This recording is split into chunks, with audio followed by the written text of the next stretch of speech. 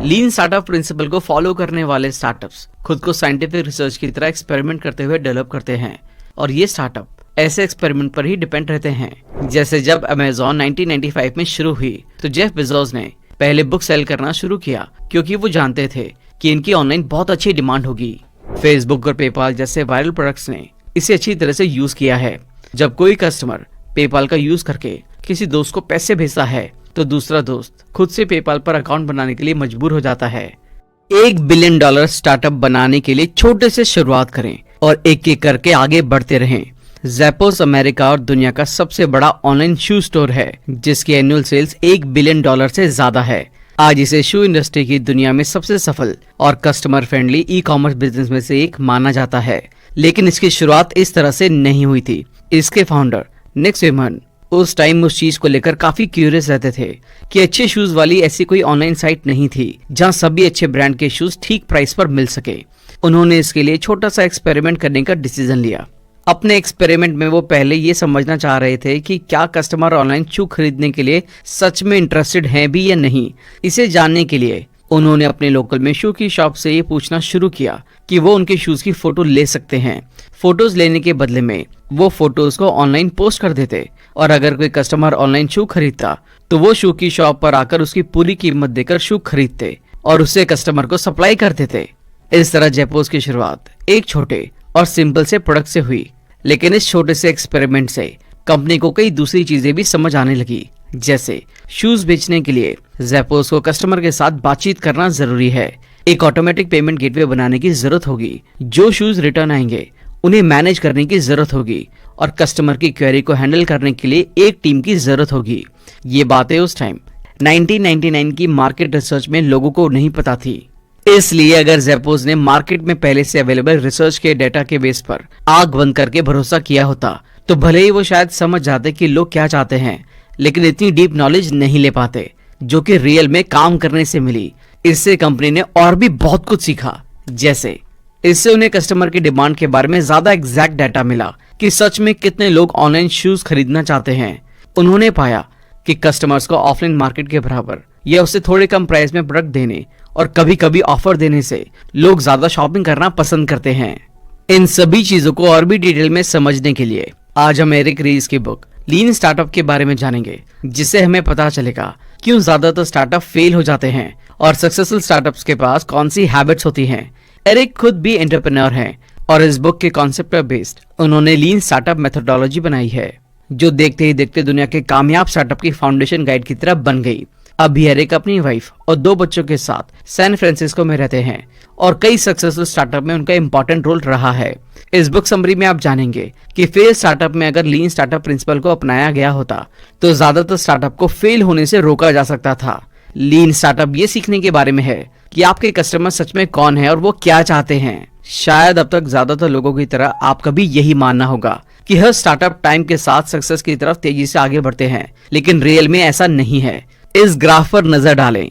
ज्यादातर नए startup founders का मानना होता है कि ग्रोथ ग्राफ की लेफ्ट साइड बनाई हुई लाइन को फॉलो करेगी। जब वो अपना प्रोडक्ट मार्केट में उतारेंगे तो थोड़ा आगे बढ़ेंगे और धीरे धीरे आगे बढ़ते रहेंगे, लेकिन रियलिटी इससे बहुत अलग है। हो सकता है वो एक प्रोडक्ट में सक्सेसफुल हो लेकिन दूसरे में फेल हो जाए, तीसरे में थोड़ी ग्रोथ मिले, फिर चौथे में बहुत ज्यादा ग्रोथ मिल जाए, लेकिन 5वां फिर से डाउन हो जाए। ये सब तो चलता ही रहता है। इसलिए अगर आप एक स्टार्टअप करने वाले हैं तो फेलियर की आदत डालनी होगी और हर बार फिर से जीरो से शुरू करने के लिए तैयार रहना होगा। लेकिन इसमें निराश होने की कोई बात नहीं है, क्योंकि जो भी फेल होता है वो सबसे तेजी से सीखता है। लीन स्टार्टअप प्रिंसिपल के लिए इन 4 जरूरी बातों को याद रखें। पहला ये कि एंटरप्रेन्योर हर जगह है। दूसरी बात ये कि एंटरप्रेन्योर का मतलब है मैनेजमेंट, कि अलग अलग स्किल वाले लोगों को मैनेज करके मार्केट की किसी प्रॉब्लम को सॉल्व करके बदले में प्रॉफिट कमाया जाए। तीसरी बात वैलिड लर्निंग है, यानी कि आपके स्टार्टअप का काम लगातार ये सीखते रहना है कि आपके कस्टमर सच में क्या चाहते हैं। इस तरह से आप एक मजबूत बिजनेस मॉडल बना सकते हैं। स्टार्टअप एक ऐसे ग्रुप की तरह है जिसे बहुत ज्यादा अनसर्टेनिटी में एक नया प्रोडक्ट या सर्विस बनाने के लिए डिजाइन किया जाता है। इसलिए एक फाउंडर होने के नाते आपको इन्वेंशन, मेजरमेंट और लर्निंग के साइकिल में चलना बहुत जरूरी है। लीन स्टार्टअप बुक स्टार्टअप चलाने और नए प्रोडक्ट लॉन्च करने के लिए एक साइंटिफिक मेथड को डिफाइन करती है। ये एक ऐसा कॉन्सेप्ट है जिसे दुनिया भर में स्टार्टअप्स और सक्सेसफुल कंपनीज में अपनाया जाता है। चाहे आपकी कंपनी छोटी हो या बड़ी, आप कंपनी में जूनियर पोजीशन पर हैं या फिर सीनियर पोजीशन पर, ये बुक आपको काफी हेल्प करेगी। अगर आप एक एंटरप्रेन्योर हैं या छोटे बिजनेसमैन हैं या डेवलपर हैं और आप अपनी फील्ड के टॉप लीडर में से एक बनना चाहते हैं, तो ये वीडियो आपके लिए काफी यूजफुल होने वाली है। इसलिए वीडियो को एंड तक जरूर देखें। और अगर आप हमारे चैनल पर पहली बार आए हैं तो चैनल को सब्सक्राइब करना ना भूलें। ऑथर ने लीन स्टार्टअप प्रिंसिपल को 3 पार्ट्स में बताया है। पहले में विजन के बारे में। ये पार्ट आपको अपने स्टार्टअप की फाउंडेशन बनाने में गाइड करेगा। ये बताता है कि एक एंटरप्रेन्योर कौन होता है और स्टार्टअप के लिए विनिंग माइंडसेट से ज्यादा लर्निंग माइंडसेट कैसे जरूरी है। दूसरे पार्ट में स्टीयर यानी कि स्टार्टअप की बॉडी को मजबूत करने के बारे में सिखाते हैं। और तीसरे पार्ट में आप कंपनी को ग्रो करने के तरीके के बारे में सीखेंगे। तो चलिए फिर हम सबसे पहले पार्ट के बारे में बात करते हैं, विजन। लीन स्टार्टअप को फॉलो करने के लिए आपको 3 चीजों को डिफाइन करने की जरूरत होती है और वो है विजन। विजन तक पहुंचने के लिए जरूरी स्ट्रैटेजीज और प्रोडक्ट। ध्यान रखें कि स्ट्रैटेजी ऐसे टाइम में लगातार बदलती रहेंगी जब एक सेंटर विजन की जरूरत होगी या आपको एक ही आइडिया पर स्टिक रहने की जरूरत होगी। इसलिए अपने विजन और कस्टमर की डिमांड के अकॉर्डिंग स्ट्रैटेजी को बदलने के लिए तैयार रहें। तो सबसे पहले विजन बनाएं कि आप लोगों की किस प्रॉब्लम को सॉल्व करना चाहते हैं, फिर स्ट्रैटेजी बनाएं कि इसे कैसे करेंगे और आखिर में प्रोडक्ट बनाएं जिससे उस प्रॉब्लम को सॉल्व करेंगे। ध्यान रखें, प्रोडक्ट आपकी स्ट्रैटेजीज और प्लानिंग का बाय प्रोडक्ट होना चाहिए, यानी कि इसे बनाने के लिए टीम और चीजों को इस तरह से प्लान करे ताकि जब भी प्रोडक्ट में कुछ बदलाव करने की जरूरत लगे तो तुरंत स्ट्रैटेजी में वो बदलाव करके इसे बदल सकें।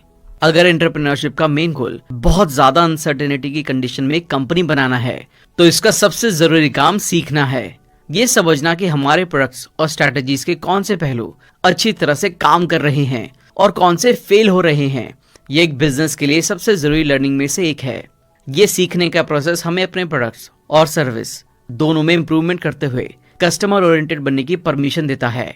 लर्निंग के बिना आप कभी भी अपने फाइनल गोल तक नहीं पहुंच पाएंगे। जितना ज्यादा आपकी कंपनी सीखने पर ध्यान देगी, स्टार्टअप का फ्यूचर उतना ही ब्राइट होगा और नई नई पॉसिबिलिटीज का फायदा उठाने के रास्ते खुलेंगे। आप कभी कभी नुकसान उठाकर सीखेंगे तो कभी कभी बिना नुकसान किए, लेकिन हर बार आप पाएंगे कि आपके कुछ एफर्ट्स पूरी तरह से बेकार हैं और कोई फायदा नहीं पहुंचा रहे हैं। लेकिन इससे आप ये भी पता लगा लेंगे कि कौन से एफर्ट्स काम कर रहे हैं और वैल्यू जनरेट कर रहे हैं। लीन स्टार्टअप प्रिंसिपल को फॉलो करने वाले स्टार्टअप्स खुद को साइंटिफिक रिसर्च की तरह एक्सपेरिमेंट करते हुए डेवलप करते हैं और ये स्टार्टअप ऐसे एक्सपेरिमेंट पर ही डिपेंड रहते हैं। जैसे जब अमेज़न 1995 में शुरू हुई तो जेफ बेजोस ने पहले बुक सेल करना शुरू किया क्योंकि वो जानते थे कि इनकी ऑनलाइन बहुत अच्छी डिमांड होगी। उसके बाद उन्होंने कई अलग अलग प्रोडक्ट्स को एक एक करके अमेज़न पर लिस्ट करना शुरू कर दिया और जिनकी डिमांड ज्यादा थी उन पर ज्यादा ध्यान दिया। और इसी एक्सपेरिमेंट के कारण आज अमेज़न पर लगभग हर प्रोडक्ट जो हम डेली लाइफ में यूज करते हैं वो मिल जाता है। इस तरह के स्टार्टअप ऐसा इसलिए कर पाते हैं क्योंकि ये जानते हैं कि वो अपने प्रोडक्ट और स्ट्रेटेजीज के बारे में सही मायने में जानने के लिए एक स्टार्टअप की शुरुआत एक विजन से होनी चाहिए और एक एक करके एक्सपेरिमेंट करते हुए आगे बढ़ते रहना चाहिए। ये एक सिंपल माइंडसेट को बताता है कि आप इस बारे में क्या सोचते हैं कि आगे कंपनी में क्या होने वाला है। फिर एक्सपेरिमेंट करके आप अपने प्रोडक्ट या सर्विसेज को मार्केट में उतारते हैं और प्रैक्टिकली समझते हैं कि कस्टमर को सच में क्या चाहिए। अब हम पार्ट 2 के बारे में बात करेंगे, स्टीयर। जैसा कि हमने पार्ट 1 में देखा, एक स्टार्टअप जो प्रोडक्ट बनाता है उसके प्रैक्टिकल यूज और कस्टमर से उसके फीडबैक लेने से एक मजबूत और प्रॉफिटेबल बिजनेस मॉडल को बनाने का आइडिया मिलता है। ऐसा आप प्रैक्टिकली कुछ करके ही सीख सकते हैं। आप इससे जो सीखेंगे आपके स्टार्टअप के लिए ये इन्फॉर्मेशन न्यूज या पहले से मौजूद रिसर्च डाटा पर डिसीजन लेने से ज्यादा बेहतर होगी, क्योंकि इससे आपने जिन प्रॉब्लम को फेस किया है उन चीजों को ठीक करने के नए तरीके भी ऑब्जर्व करेंगे और आपके आइडियाज को एक नया शेप मिलेगा। ये build, measure, learn, feedback loop का बेस है। इस पार्ट में हम इसे डिटेल में जानेंगे। अपने विजन को क्लियर करने के बाद सबसे पहले अपनी वैल्यू को एस्टेब्लिश करें। एरिक इसे इंजन से समझाते हैं। हर बार जब आप किसी प्रोडक्ट या तरीके में इंप्रूवमेंट करते हैं तो आप ऑटोमेटिकली अपने स्टार्टअप इंजन को रीडिजाइन कर रहे होते हैं और उसे चालू करने की कोशिश कर रहे होते हैं। और एक बार जब आप उस मोमेंट पर पहुंच जाते हैं जब इंजन चलने के लिए तैयार हो जाता है और चलना शुरू कर देता है तो आप गियर यानी कि उन स्ट्रेटजीज पर काम करके आगे बढ़ सकते हैं।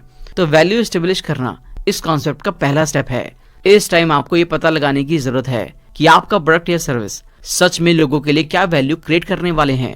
एक बार जब आप ये वैल्यू एस्टेब्लिश कर लेते हैं तो अगला स्टेप इस वैल्यू को ज्यादा से ज्यादा लोगों तक पहुंचाना है। और हर टाइम अपनी ग्रोथ के पीछे का रीजन यानी कि आपके प्रोडक्ट की अच्छी क्वालिटी और अच्छा मैनेजमेंट है, इसे याद रखें। ऑथर बताते हैं कि एक बार जब आप अपनी वैल्यू और उसे ज्यादा से ज्यादा लोगों तक पहुंचाने का सिस्टम बना लेते हैं, तो अगला स्टेप मिनिमम वायबल प्रोडक्ट यानी कि MVP बनाना होता है, जो आपके प्रोडक्ट का एक ऐसा फिजिकल वर्जन होता है जो आपको बिल्ड फेज में एंटर करने की परमिशन देता है। MVP का आइडिया ये है कि इसे लास्ट एफर्ट के साथ कम से कम टाइम में बनाया जाए। आसान शब्दों में समझे तो आइडिया ये है कि जितनी जल्दी हो सके आपके प्रोडक्ट या सर्विस से कुछ रिस्पांस मिलना चालू हो जाए, ताकि आप सीखना और अपने प्रोडक्ट में डेवलपमेंट करना शुरू कर सके। इस तरह MVP कम से कम एफर्ट के साथ build, measure, learn, feedback loop के साइकिल को चलाने का सबसे तेज तरीका है, ताकि आप जल्दी से जल्दी समझ सके कि क्या चीज काम की है, उसे बढ़ाएं और बेकार की चीजों को हटाते रहें। MVP का यूज कैसे किया जाता है, इसे समझाने के लिए ऑथर सक्सेसफुल कंपनीज के कुछ एग्जाम्पल बताते हैं। ड्रॉपबॉक्स ने अपने प्रोजेक्ट्स, जो उन्हें लग रहा था कि लोगों की इसकी जरूरत है और इस जरूरत को पूरा करने के लिए ऐसा प्रोडक्ट बनाना चाहिए, इस पर काम शुरू करने से पहले अपने कस्टमर्स को दिखाने के लिए एक वीडियो बनाया, जिसमें उस वैल्यू को बताया जो वो लोगों को देना चाहते थे और जिन प्रॉब्लम्स को सॉल्व करना चाहते थे, और लोगों से इसका फीडबैक देने को कहा कि वो कौन सी प्रॉब्लम को सॉल्व करवाना चाहते हैं। इन रिसर्च को बेस बनाकर कंपनी ने जो प्रोडक्ट बनाए उसके सफल होने के चांसेस बढ़ गए, जिससे इनके प्रोडक्ट की सेल्स बढ़ने लगी। इसी तरह family food on the table company सिर्फ एक कस्टमर और एक शेफ के साथ शुरू हुई। शुरू में छोटी शुरुआत करके उन्होंने लोगों की जरूरतों और प्रॉब्लम को समझा और इन्हें फुलफिल करते हुए स्केल करते गए। इसलिए MVP स्टार्टअप के लिए बहुत जरूरी है, ताकि आप ये अच्छी तरह समझ सके कि कस्टमर सच में क्या चाहते हैं। अपने स्टार्टअप को सही डायरेक्शन में आगे बढ़ाने के दो तरीके हैं। इसकी प्रेजेंट कंडीशन को जितना हो सके उतनी अच्छी तरह से समझना और एक्सपेरिमेंट करके सामने आने वाले किसी भी रिजल्ट को समझना। इससे कोई फर्क नहीं पड़ेगा कि अच्छा रिजल्ट मिलेगा या बुरा। फाइनल गोल तक पहुंचने के लिए लगातार सीखते रहें और जितनी बार जरूरी हो उतनी बार एक्सपेरिमेंट करते रहें। एक इंटरव्यू में जब ऑथर से पूछा गया कि वो कैसे समझते हैं कि कोई स्टार्टअप सही डायरेक्शन में आगे बढ़ रहा है, तो ऑथर ने कहा, अगर उसमें बेहतर बदलाव किए जा रहे हैं और कस्टमर्स के नंबर बढ़ रहे हैं और कस्टमर अच्छा रिस्पांस दे रहे हैं, इसका मतलब वही स्टार्टअप सही रास्ते पर है। चलिए अब थर्ड पार्ट के बारे में बात करते हैं, ग्रो। स्टार्टअप ग्रोथ इंजन वो मैकेनिज्म है जिसका यूज स्टार्टअप सस्टेनेबल ग्रोथ पाने के लिए करते हैं। सस्टेनेबल ग्रोथ के लिए एक सिंपल सा रूल है, कुछ ऐसा करें जिससे कि नए कस्टमर पिछले कस्टमर के जरिए आए। 4 तरीके हैं जिनसे आप ऐसा कर सकते हैं। माउथ पब्लिसिटी, ज्यादातर प्रोडक्ट्स की सेल्स में एक कस्टमर के दूसरे को बताने से बहुत तेजी आती है। एग्जाम्पल के लिए, जब ऑथर ने अपना पहला टीवो DVR खरीदा तो उन्हें इतना अच्छा लगा कि वो अपने दोस्तों और फैमिली को इसके बारे में बताने से खुद को रोक नहीं पाए और बहुत ही जल्द उनकी पूरी फैमिली उसको यूज कर रही थी। और ऐसा हम भी अपनी नॉर्मल लाइफ में करते ही हैं।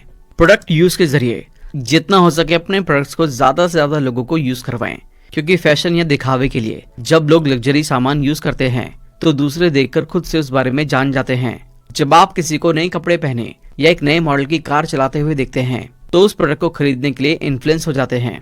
फेसबुक और पेपाल जैसे वायरल प्रोडक्ट्स ने इसे अच्छी तरह से यूज किया है। जब कोई कस्टमर पेपाल का यूज करके किसी दोस्त को पैसे भेजता है तो दूसरा दोस्त खुद से पेपाल पर अकाउंट बनाने के लिए मजबूर हो जाता है और इस तरह कंपनी को एक नया कस्टमर मिल जाता है। एड के जरिए ज्यादातर बिजनेस नए कस्टमर को अपने प्रोडक्ट का यूज करने के लिए अट्रैक्ट करने के पर्पज से प्रमोशन का सहारा लेते हैं। अगर आप सस्टेनेबल ग्रोथ चाहते हैं तो ध्यान रखें कि प्रमोशन की पेमेंट को रेवेन्यू के पैसों से किया जाना चाहिए, न कि इन्वेस्टमेंट कैपिटल से। जब तक एक नया कस्टमर एक्वायर करने की कॉस्ट, जिसे मार्जिनल कॉस्ट कहते हैं, ये कस्टमर से मिले प्रॉफिट से ज्यादा है, तब तक आप प्रॉफिट में रहेंगे। इसलिए इस कॉस्ट को कम से कम करते हुए ज्यादा से ज्यादा कस्टमर तक पहुंचाने की कोशिश करें। बार बार परचेज करने की जरूरत को क्रिएट करें। ऐसा आप अपने कुछ प्रोडक्ट्स को मंथली या एनुअली मेंबरशिप सेल करके कर सकते हैं।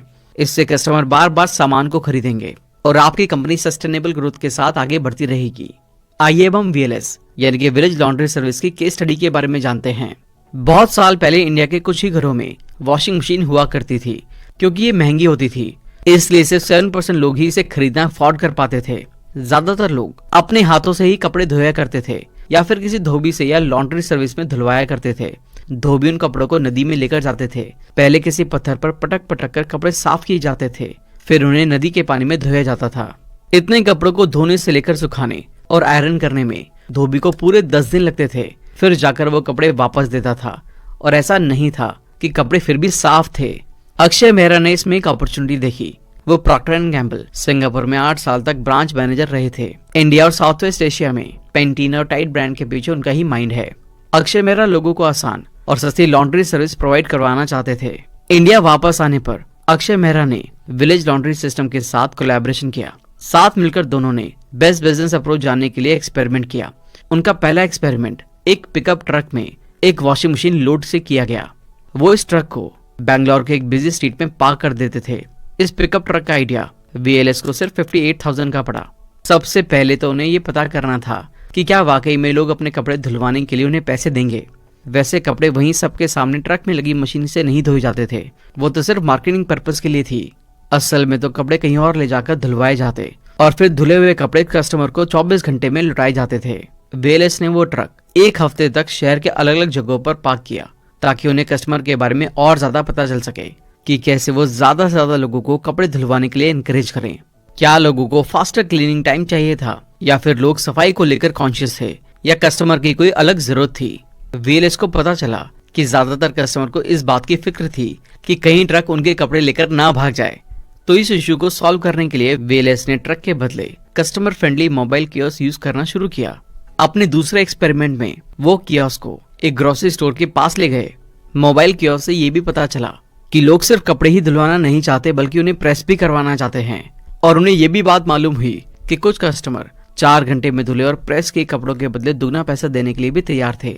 VLS का ये एक्सपेरिमेंट काफी सक्सेसफुल रहा। बाद में वो एक फाइनल प्रोडक्ट लेकर आए जो 3 बाय 4 फीट का एक मोबाइल कियोस्क था, जिसमें एक प्रो स्टेट वॉशिंग मशीन के साथ एक ड्रायर भी था। ये कपड़े धोने के लिए अच्छी क्वालिटी का डिटर्जेंट और साफ पानी का इस्तेमाल करते। इस सक्सेसफुल एक्सपेरिमेंट के बाद बड़े बड़े शहरों जैसे मुंबई और बैंगलोर में विलेज लॉन्ड्री सिस्टम के 14 मोबाइल कियोस्क चलने लगे। CEO अक्षय मेहरा ने प्राउडली कहा, पिछले साल हमने अपने सभी आउटलेट से टोटल 10,000 से ज्यादा लोगों को सर्विस दी है। जेपोस की स्टोरी की तरह ही हम देख सकते हैं कि कैसे लीन स्टार्टअप का प्रिंसिपल VLS ने भी अप्लाई किया। अक्षय मेहरा भी अपने स्टार्टअप को लेकर पहले अनसर्टेन थे। उन्हें इस बात का कोई आइडिया नहीं था कि लोग उनकी लॉन्ड्री सर्विस का भरोसा करेंगे भी या नहीं। दूसरी बात, उन्होंने स्टार्टिंग प्रोडक्ट को एक एक्सपेरिमेंट के तौर पर निकाला। पिकअप ट्रक उनका MVP यानी कि मिनिमम वाइबल प्रोडक्ट था, जिसमें कोई खास पैसा खर्च नहीं हुआ था, ना ही इसे डेवलप करने में ज्यादा टाइम और एफर्ट लगाना पड़ा। वो इस कम इन्वेस्टमेंट वाले रिस्क पे अपने कॉन्फिडेंस को काफी आसानी से टेस्ट कर सकते थे। तीसरी बात, VLS कस्टमर के फीडबैक से बिल्ड, मेजर, लर्न और क्रिएट कर पाया। इस एक्सपेरिमेंट का रिजल्ट ये निकला कि लास्ट में उन्हें ऐसा फाइनल प्रोडक्ट मिला जो कस्टमर की नीड को पूरा कर रहा था, और ये बहुत बड़ा रीजन रहा जिसे विलेज लॉन्ड्री सर्विस एक सस्टेनेबल बिजनेस बन गया। क्या होता अगर VLS मार्केट लॉन्च से ही पहले अपना फाइनल प्रोडक्ट बना लेते? क्या होता अगर वो सालों तक परफेक्ट मार्केटिंग स्ट्रेटेजी ही प्लान करते रहते? क्या होता अगर उन्होंने प्रोडक्ट शुरू करने से पहले मार्केट सर्वे करवाया होता? ये सब तो बिजनेस के ट्रेडिशनल तरीके हैं जो किसी भी बिजनेस से पहले अपनाए जाते हैं, मगर ये पुराने तरीके किसी स्टार्टअप के लिए कभी कभी काम नहीं करते। किसी भी नए बिजनेस को शुरू करने में बहुत अनसर्टेन सिचुएशन शामिल होती है। इसलिए इस टाइम स्टार्टअप को ना तो ऐसे प्रोडक्ट में इतना इन्वेस्ट करना चाहिए और ना ही स्ट्रेटेजी में इतना टाइम लगाना चाहिए।